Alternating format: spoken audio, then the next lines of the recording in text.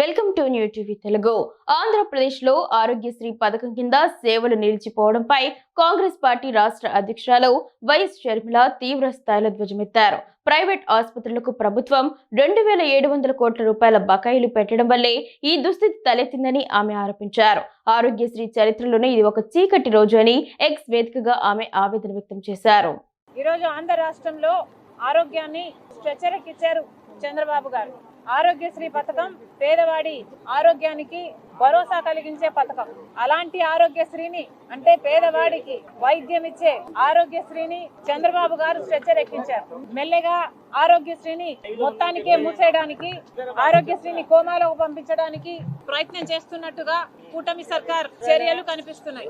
ఇది ఎక్కడి అన్యాయం అని అడుగుతున్నాం. నిజానికి రాజశేఖర్ రెడ్డి గారికి అంత మంచి పేరు వచ్చింది అంటే దానికి కారణం ఆరోగ్యశ్రీ లాంటి పథకాలు.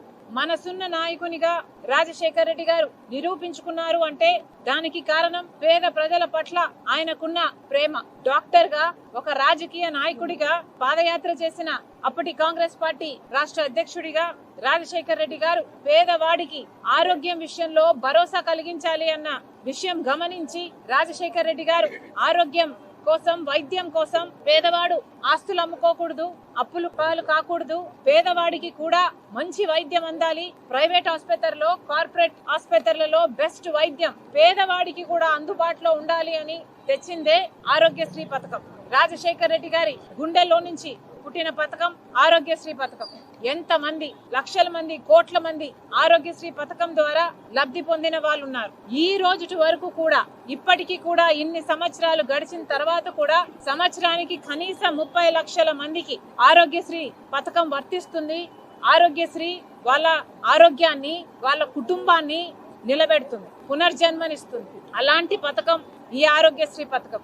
కానీ కూటమి సర్కార్ వైఖరి చూస్తుంటే ఆరోగ్యశ్రీని బతికి ఉంచే ఉద్దేశం లేదు అన్నట్టుగా కనిపిస్తుంది. ఎందుకు అని అడుగుతున్నాం. నిన్న ప్రైవేట్ ఆసుపత్రులకు చెందిన మేనేజ్మెంట్లందరూ ఆరోగ్యశ్రీ బిల్లులు, బకాయిలు చెల్లించకపోతే వాళ్ళందరూ గత 14 రోజులుగా అసలు ఆరోగ్యశ్రీ కేసులను తీసుకోవడమే మానేశారు. అంటే గత 14 రోజులుగా పేదవాడు ఒక ఆసుపత్రికి వెళ్లి నాకు వైద్యం చేయండి అంటే లేదు, ఆరోగ్యశ్రీ వర్తించటం లేదు, ప్రభుత్వం బకాయిలు చెల్లించటం లేదు అని వాళ్ళని వెనక్కి పంపిస్తున్నారు. మరి వారి పరిస్థితి అంతా ఏమిటి? చంద్రబాబు గారు సమాధానం చెప్పాలి. ఇంతమంది, కనీసం 8000 మంది పేషెంట్లు ప్రతిరోజు ఆరోగ్యశ్రీ పథకంతో బెనిఫిట్ అవుతున్నారు.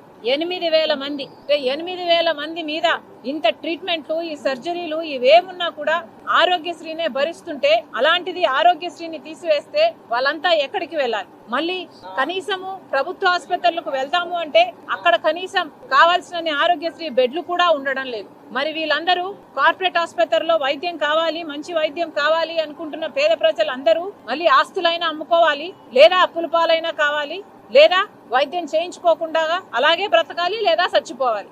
ఇదేనా చంద్రబాబు గారు రాష్ట్ర ప్రజలకు చెప్తున్నది? మిమ్మల్ని నమ్మి ఓట్లేస్తే మరి చంద్రబాబు గారు ఈ రోజు కనీసం ఆరోగ్య విషయంలో కూడా భద్రత కలిగించటం లేదు అంటే ఇక చంద్రబాబు గారు ముఖ్యమంత్రి పదవిలో ఎందుకున్నారో చంద్రబాబు గారికే తెలియాలి. మళ్ళీ చెప్తున్నాం, నిన్న ప్రైవేట్ హాస్పిటల్ అన్ని ఆరోగ్యశ్రీకి సంబంధించిన హాస్పిటళ్లు వాళ్ళు చెప్పిన విషయాలు కనీసం ప్రతి నెల 350 నుంచి 400 కోట్ల రూపాయల వరకు ప్రతి నెల ఆరోగ్యశ్రీ బిల్లులు వస్తున్నాయి. గత 16 నెలలుగా కూటమి సర్కార్ అధికారంలో ఉంది. 16 నెలలుగా రేస్ చేసిన బిల్లులు 5900 కోట్ల రూపాయలు అయితే ఈ సర్కారు చెల్లించింది మాత్రం 5200 కోట్ల రూపాయలు. అంటే ఈ సర్కారు పెట్టిన బకాయిలు 700 కోట్ల రూపాయలు అయితే వైసీపీ అధికారంలోంచి దిగిపోయే నాటికి ఉన్న బకాయిలు 2000 కోట్ల రూపాయలు. అంటే మొత్తం 2700 కోట్ల రూపాయలు ప్రైవేట్ హాస్పిటల్ కి ప్రభుత్వం చెల్లించాల్సి ఉంది. వాళ్ళు పాపం ఏం చేస్తారు? వాళ్ళకైనా కూడా హాస్పిటల్ నడుపుకోవాలి అంటే వాళ్ళకైనా ఖర్చు అవుతుంది. మరి ఇంతింత బకాయిలు హాస్పిటళ్లకు పెడితే ఆ హాస్పిటల్ అయినా ఎలా ఫంక్షనింగ్ అవుతాయో చంద్రబాబు గారు సమాధానం చెప్పాలి. వాళ్ళైనా ఒక హాస్పిటల్ నడపాలి అంటే వాళ్ళైనా ఎక్కడి నుంచో డబ్బులు తీసుకొచ్చి ఇన్వెస్ట్ చేసిన వాళ్ళే, అంటే వాళ్ళకు వడ్డీలు కూడా పడుతుంటాయి. మరి వీటన్నిటిని కవర్ చేయకపోతే, బిల్లులు మీరు సక్రమంగా చెల్లించకపోతే ఆ హాస్పిటల్ అన్ని ఎలా సర్వైవ్ అవ్వాలో చంద్రబాబు గారు సమాధానం చెప్పాలి. మళ్ళీ చెప్తున్నాం, 2700 కోట్ల రూపాయలు బకాయిలు ఉన్నాయి. చంద్రబాబు గారు, కూటమి సర్కార్ తప్పించుకునే ప్రయత్నం చేస్తుంది. 2,000 కోట్ల రూపాయలు వైసీపీ బకాయిలే అని చెప్పి వాళ్ళ మీద తోసే ప్రయత్నం చేస్తుంది. సరే, వాళ్ళ బుద్ధిహీనత. ఆరోగ్యశ్రీ రాజశేఖర రెడ్డి గారి పథకమైనా వాళ్ళు బకాయిలు పెట్టిపోయారు.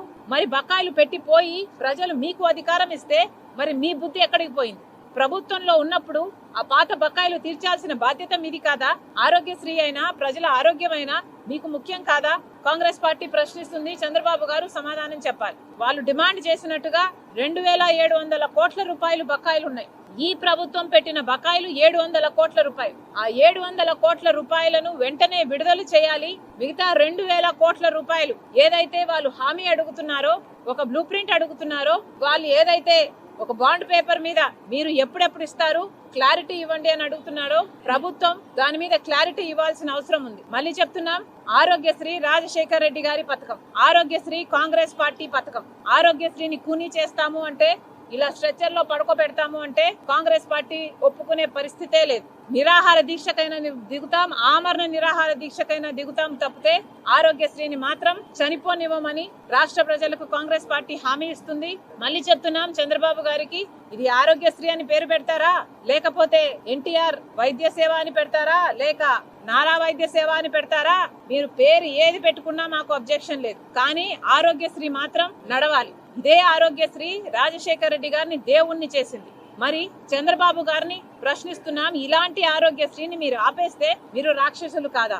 ఆలోచించుకోవాలి.